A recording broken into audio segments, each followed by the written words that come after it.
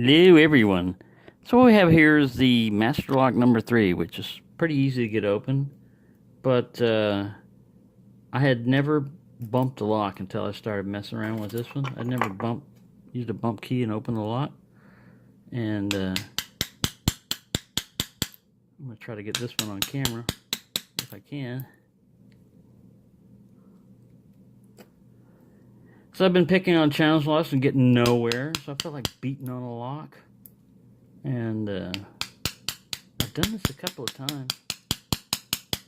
Unfortunately, I didn't capture my very first bump open on camera, but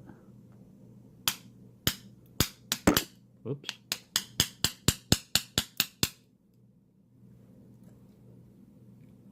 Kind of noisy.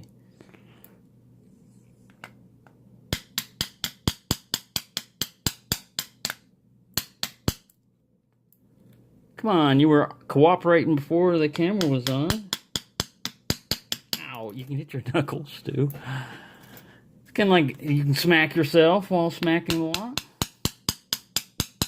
That's not what we want to do. There we go. Finally. Got a beat on him. So there we go.